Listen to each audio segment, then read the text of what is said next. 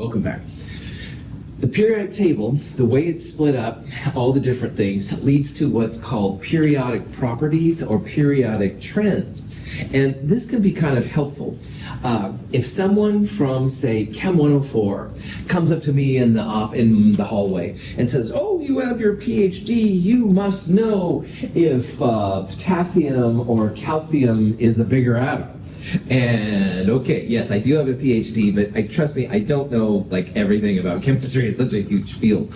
However, I can use these periodic trends to predict that, yeah, potassium is actually a bigger atom than calcium. And the Chem 104 student goes, "Oh, you're so cool, you're so cool." No, it's not. All right? A little trick of the trade, which I'm going to teach you here. You will be just as cool as me if that Chem 104 student comes up to you. All right? Now, periodic properties kind of fall into two categories. All right? One of them has to do with size. It can be the sizes of neutral atoms, like I just mentioned with potassium and calcium. It could be the size of ions, anything to do with the size of the atoms. And on the periodic table, sizes always get bigger left and down. Well, most of the time get bigger. Now, this rectangle is like a cheesy periodic table. Hydrogen in the upper left, helium in the upper right, francium, kind of the lower left, and ognosium, the newest OG element, kind of the lower right. If you go left and down on the periodic table, the atoms get bigger, all right?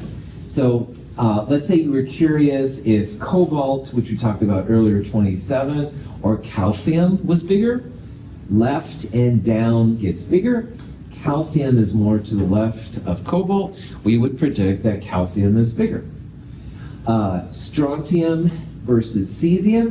Cesium is not only more left, but it's also more down than strontium. We would predict that cesium would be the bigger atom. And this actually works amazingly well, not all the time, but pretty well. Now, a couple of highlights.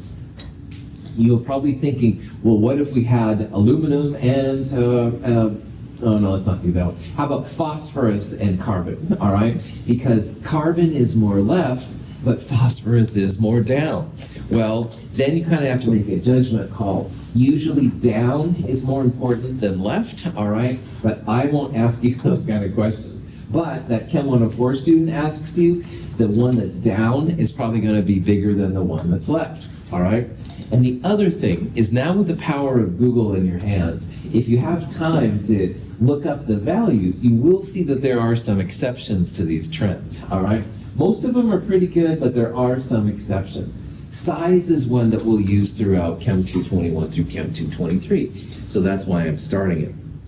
Now, there are three other trends we're going to talk about.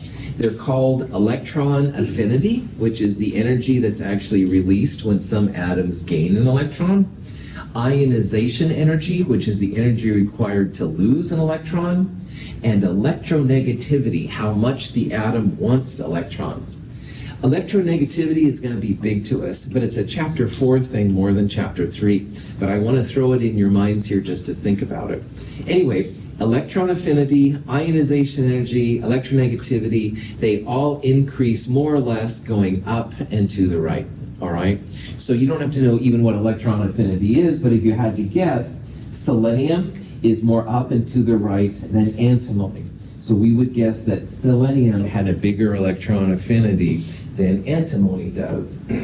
And we're going to see that fluorine is the most electronegative of all the noble gases don't play. We'll see in chapter 4.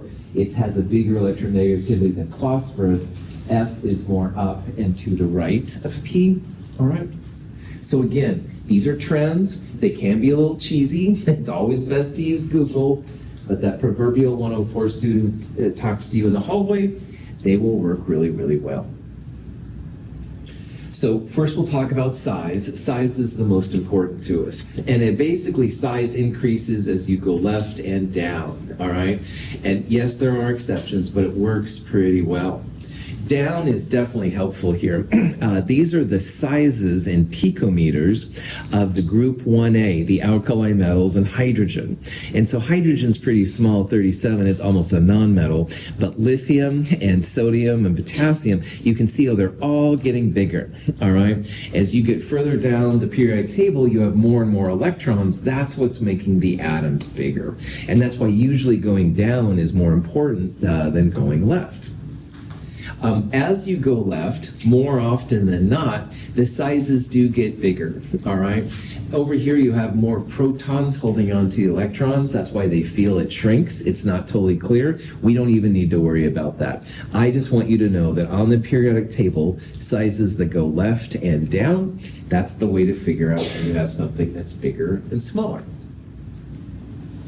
Here's a full table with a lot more elements on it. And again, as you look on this table, most of the time they get bigger going left and down, but right away, fluorine is bigger than oxygen. So right away, my beloved periodic trends are already falling on their face. Tellurium is bigger than iodine, which makes sense, but antimony is smaller, and so is tin. So again, these are trends, all right? They're a little cheesy, they're not perfect. Always better to whip out Google and make sure of these things, but more often than not, they get bigger as you go left and down, and that's kind of the idea. So again, always check your data, as all good scientists should anyway, but more often than not, left and down makes the atoms bigger. So here's an example of a question you might see. Here's 4 atoms: sodium, boron, aluminum, and carbon. Which one has the largest radius? Radius is the distance from the middle of the atom to the outside. So which one has the biggest size? And again, the punchline, I see a lot of you doing it already. Good. Left and down. And of all of those, boron, carbon, aluminum, sodium's way over here on the left side. So we would predict then that sodium was the biggest atom. All right, most left and down. Questions? Okay. Ions are kind of interesting. Now, an ion can be positive or it can be negative. It's positive if it loses an electron, like we'll talk about with lithium. It's negative if it gains an electron. When lithium, the atom, goes to lithium, the ion, it likes to lose an electron. And when it does, check out what happens. All of a sudden now, the ion, the cation specifically, much, much, much smaller than the atom it came from. And I like to think about this as thinking about protons as parents and electrons as kids. Because kids tend to wander, but the parents kind of hopefully keep them in track sometimes. Well, with neutral lithium, you have 3 parents and 3 electron kids. But as you lose an electron to make the cation, now you've got 3 parents and 2 kids. So those kids can't get away with anything. So that's why they're pulled in a lot tighter. They're not going crazy here. Cations, the punchline, always smaller than the atoms they came from. Now, instead of parents and children, it's really about positive charges and negatives. You have more positives pulling fewer negatives in, so they get pulled in a lot tighter than they were if there were equal positives and negatives. So cations are always smaller than the atoms they came from.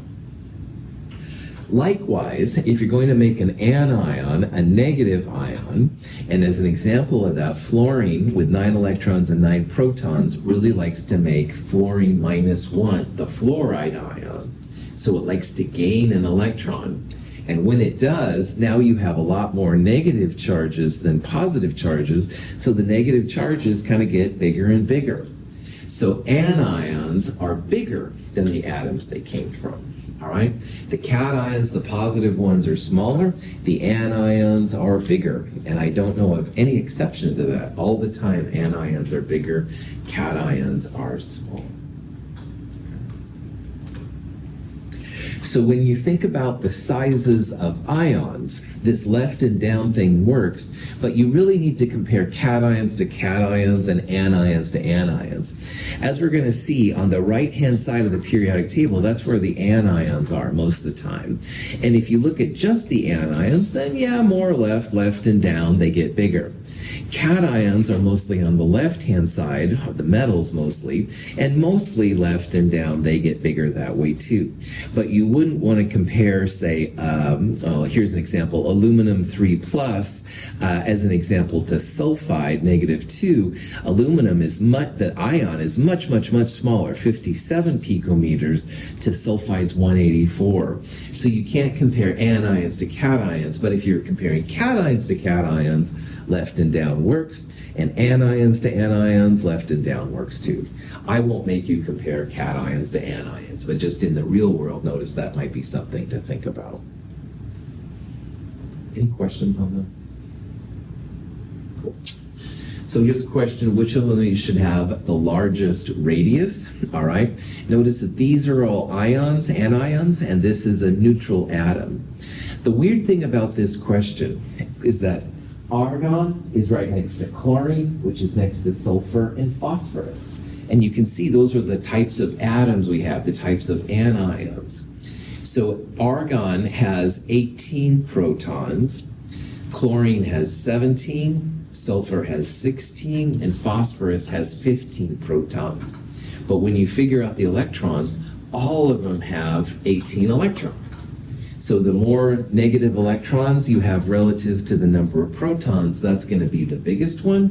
Phosphide should be the biggest. It's most left and down on that list.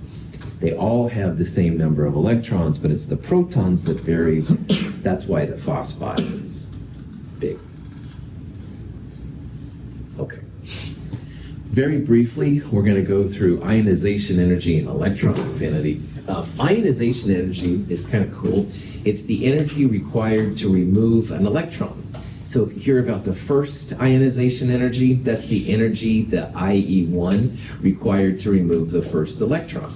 You can also have a second ionization energy and a third ionization energy as you remove more and more electrons. So if you remove an electron from X plus to make X2 plus, there would be extra energy involved, stuff like that. Ionization generally increases up and to the right.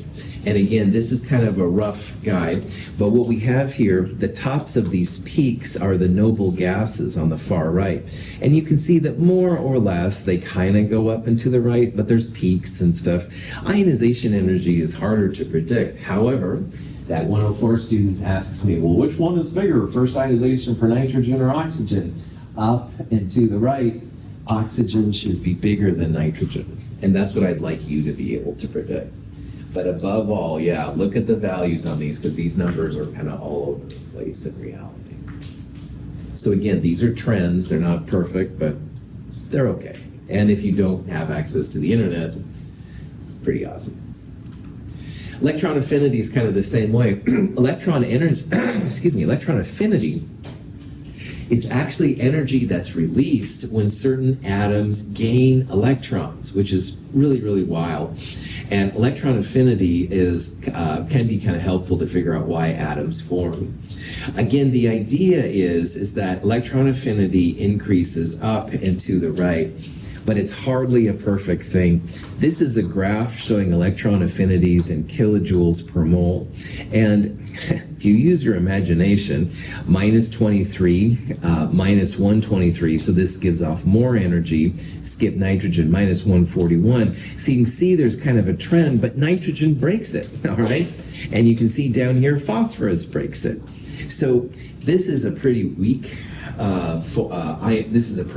periodic trend. I'm putting it up here because a lot of times on the MCAT and stuff like that, they ask about this, which is just amazing to me because I think electron affinity is so lame as a trend. But anyway, just to make sure everybody knows about everything, I want to put up here what electron affinity is. And it can be positive, endothermic. It can be negative, exothermic. Depends on the element. But again, for what you need to tell me in this class, it always increases for us up and to the right. But check your values if it ever becomes important. Questions? Okay. We'll talk about electronegativity in chapter 4. Electronegativity follows trends much better than EA and IE. Electronegativity increases up and to the right, but again, we'll talk about that more in chapter 4. Okay, the last topic from chapter 3 we need to talk about is probably the most important, and it's how to name compounds. Because if you don't know what compound you have, it can make a big difference. And I lose track as to who I tell these jokes to and not. So if I've told this joke already, I apologize. But let's say that two chemists go into a bar, and the first chemist goes, "Oh, I'd like some H2O." And the bartender slides over a bottle of water. Good, good, good. Great. And the second chemist goes, "Wow, that looks really cool. I'd like some H2O2.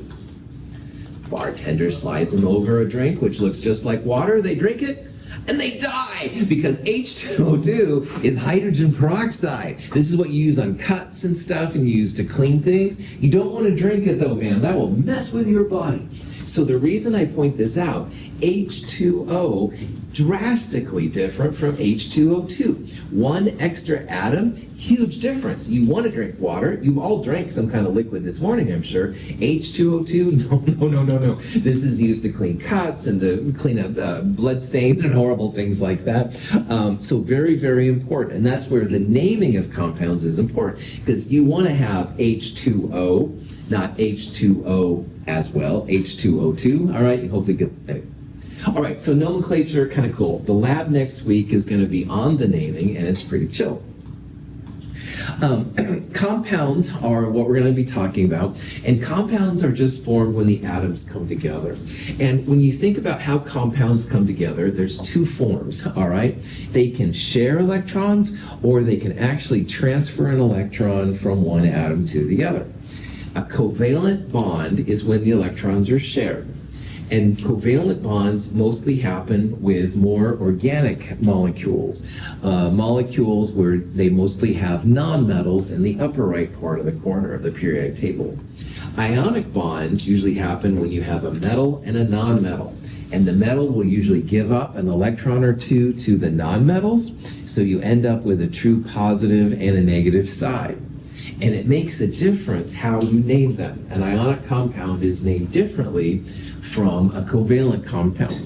So we'll see examples of how this works, and we'll see it in lab as well next week. But again, it's pretty important to know which compound you have and which one you want. Now, nonmetals are in the upper right-hand corner of the periodic table.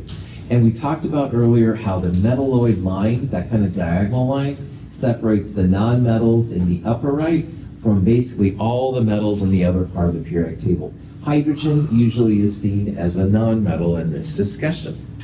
So if you need to have a charge on a nonmetal, you take whatever group number you have and you subtract 8. So in the earlier example, one of the iClicker questions, I showed oxygen going to O-2.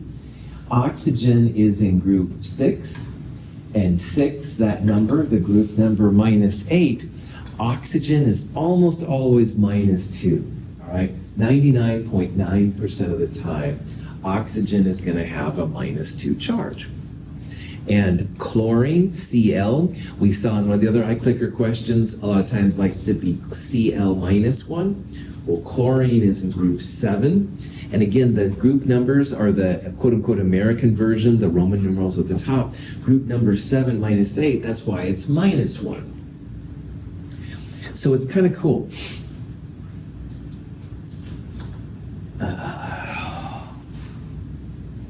Okay, that's... The metals, these are all brand new notes to me, so I'm sorry. I see what I was doing now, but it took me by surprise. So, bad instructor. Sorry, I should have looked at my notes closer. So, nonmetals are this way, and metals are this way. You know, this is kind of sloppy. All right, ignore this part on the right. Sorry. Darn instructor. This is what I wanted to show next. My apologies. So, chlorine is in group 7, 7 -8. Cl is going to be -1. Oxygen in group 6, 6 -8 becomes -2, phosphorus -3. Notice how the names change. The nonmetals, when they become negative, they get an IDE ending. So chlorine becomes chloride, oxygen becomes oxide, phosphorus becomes phosphide. Sorry about showing this part first, that was an accident. So nonmetals, group number -8. Is that cool? Okay. The metals, this part was supposed to come after, so I need to fix this. My apologies. There's many types of metals, but we want to know which ones have a fixed charge so we can predict it. And the fixed charge metals are in groups 1A, groups 2A, and the stairs. So on the periodic table, the left-hand two columns, 1A is called the alkali metals, and group 2A is called the alkaline earth metals. Those are the group 1A and group 2A metals. And all the 1A metals, like sodium, potassium, rubidium, +1.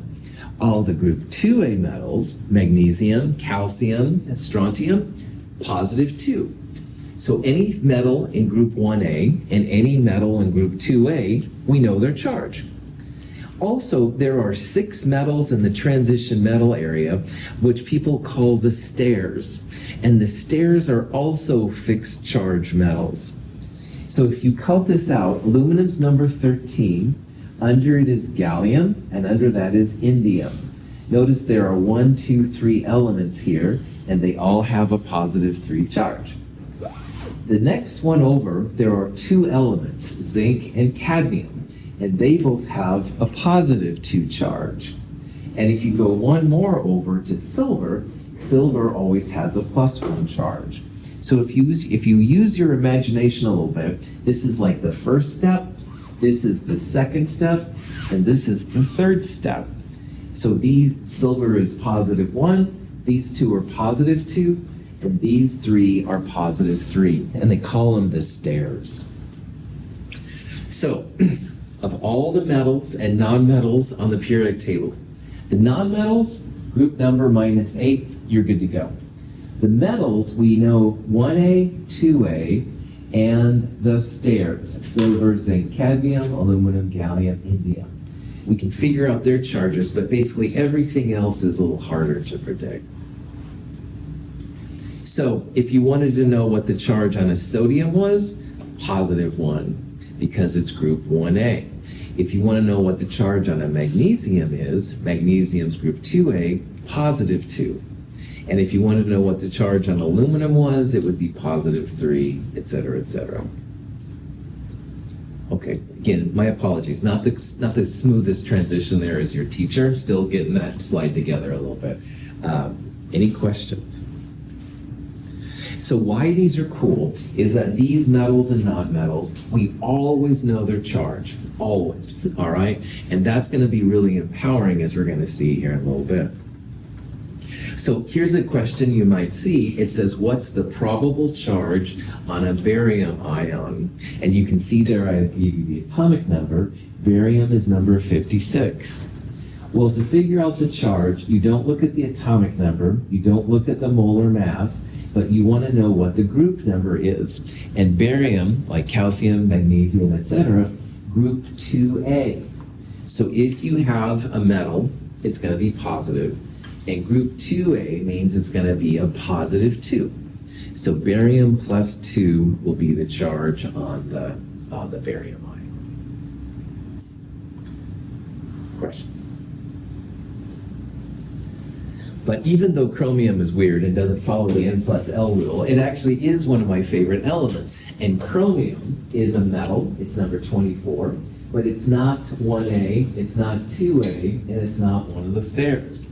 So when chemists talk about chromium, or iron, or molybdenum, or copper, or any of the metals not in 1A, 2A, and the stairs, we need to use what's called a Roman number, Roman numeral.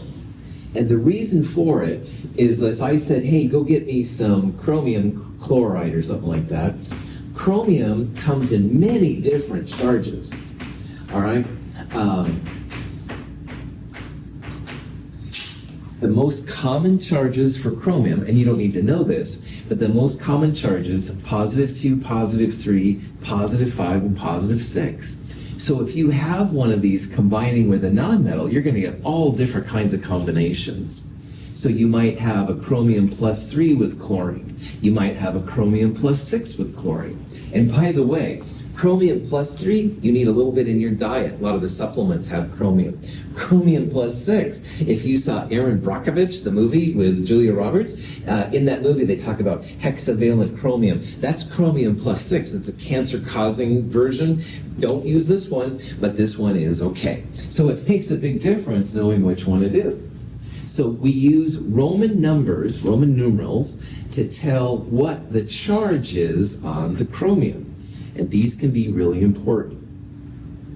So for example, iron plus 2, if you had an iron plus 2 ion, you'd write it as iron Roman number 2, because that's the Roman numeral 2.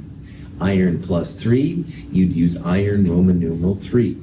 Some books still, amazingly, use ferrous and ferric. Don't you dare use that in my class. This is old school. Don't use ferric and ferrous and cupric and cuprous, stuff like that. That's a really old way of naming metals. We're going to use Roman numerals to talk about the charges of the metals. Here's just some more examples. Uranium is also a variable charge metal. It's going to be uranium Roman numeral 4.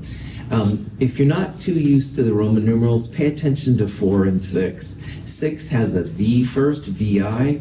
4 has an IV. So those are usually the ones that people get mixed up on. Lead can be positive 2, lead can be lead 4, etc., etc. Questions? Okay. So these have been the charges on the individual atoms. However, in naming things, and a lot of times in the real world, combinations of atoms come together and they're very stable with a charge. So a polyatomic ion, poly means many, many-atomed ion, these are going to be atoms that come together with a charge, and unfortunately they're very common and very stable. One that you may have heard of before is nitrate. Nitrates can be found in fertilizers, stuff like that. Nitrate is NO3 with a -1 charge. We're going to talk a lot about the hydroxide ion. Hydroxide is OH with a -1 charge. Sulfates, SO4 -2, stuff like this. Now, people usually dig the charges, the individual atoms, okay? But these polyatomic atoms, there's a bunch of them. And we'll talk about this more in lab next week. This is the list from your lab for next week. There's a lot of them out there, all right? Start becoming familiar with it. I don't want to say memorize, because we may not do that, but wow, you've got to know that sulfate is different than sulfite, and both of these are different than sulfide, which is S by itself. I do have a couple of hints I can share with you. Any polyatomic ion with an ATE or an ITE contains oxygen. So notice here, nitrate, nitrite, they both have oxygen. Sulfate, sulfite, they both have oxygen. ATE has more oxygen than ITE. So nitrate is NO3 -1, nitrite NO2 -1. Same central atom, nitrogen, same charge, but nitrite has 1 less oxygen than nitrate. So these little beasts will pop up. Some of them are things you may have heard of, some of them are not. We will get familiar with them over time. No joy. Questions? Okay. So here's a list of polyatomic ions. Which one does not contain oxygen? And as we talked about earlier, most of the time, the oxygen-containing polyatomics have either an ATE or an ITE ending. So you may not know what phosphate, hypoiodite, selenate, nitrate are, but they all have ATE and ITE endings. They have oxygen. Cyanide has an IDE ending. Cyanide does not have any oxygens. The IDE ending is usually enough to indicate that there's not any oxygen inside it. Cyanide is just carbon and nitrogen with no oxygens. Questions? Okay.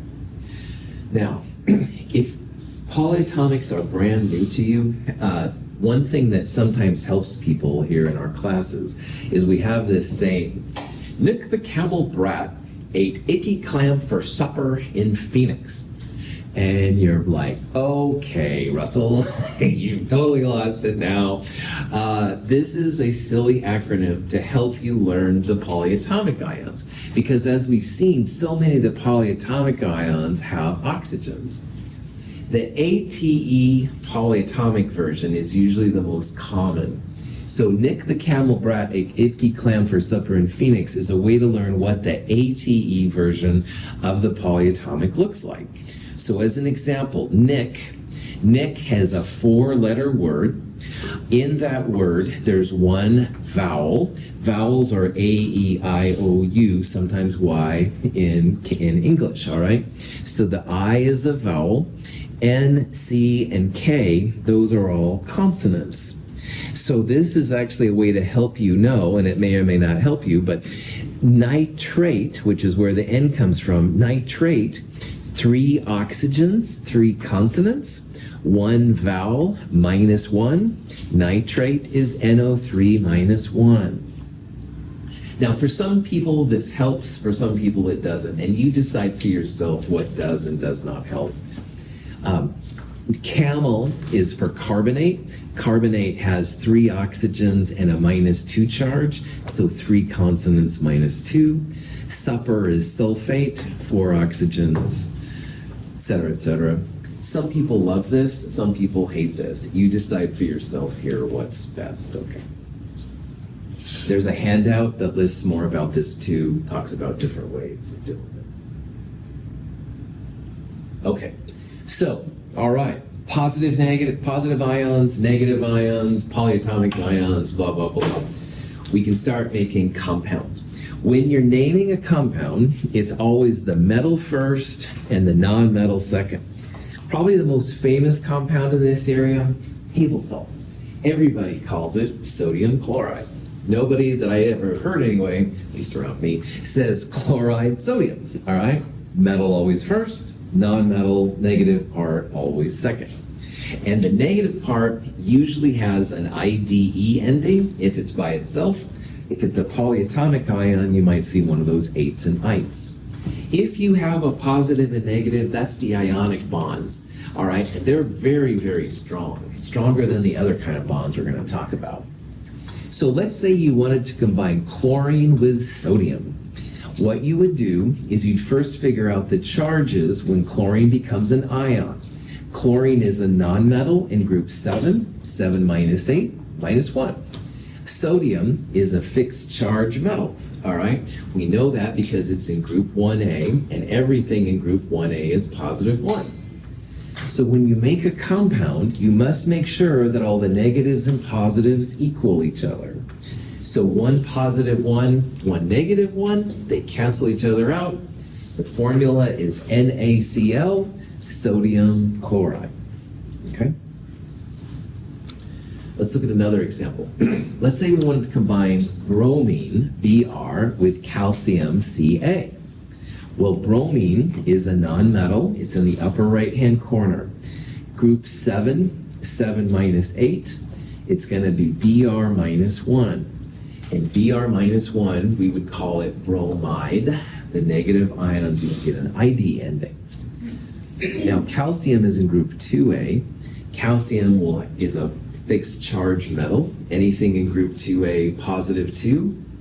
But when you combine them together, you've got to make sure that all the positives and all the negatives cancel each other out.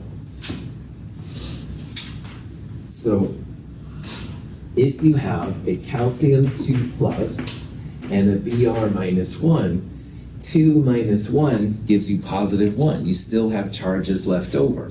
So instead, you can't have positives or negatives left over. What you need is you need 2 negative 1 bromines to cancel the positive 2 positive 2 calcium. So you can see there the formula CaBr2. Now, if this positive negative thing is kind of blowing your mind, there is something called crossover. It doesn't work all the time, but it works a lot more than it doesn't. The 1 negative 1 and the 2 positive 2. If you cross those charges over, you would have like Ca1 And Br2, people don't usually write the ones down. CaBr2 is the formula. Crossover isn't perfect, but it's a good way to get started if this stuff is brand new to you. So, and we would call this then calcium bromide. All right, the calcium's +2, 2 -1 bromines, calcium bromide. Questions? Okay, you can use polyatomic ions as well. Now, nitrate is -1, all right? And it's something you need to know, figure out, Nick the Camel, whatever. Magnesium is group 2A, so it's going to have a +2 charge. So when you combine these two together, you're going to need 2 nitrate ions to balance that +2, 2 -1s. So notice the version of the formula. It's Mg parentheses NO3 parentheses 2. And that shows there are 2 -1 nitrates for every magnesium. If you were to write a combination of sodium ion, which is +1, with nitrate ions, you would write it NaNO3, sodium nitrate. You don't use parentheses here, but you do use parentheses if there's more than one polyatomic ion. Any questions? Potassium with nitrate is like sodium with nitrate, KNO3. Again, no parentheses around that, just use the straight old formula. Only use parentheses if there's more than one polyatomic ion. What the?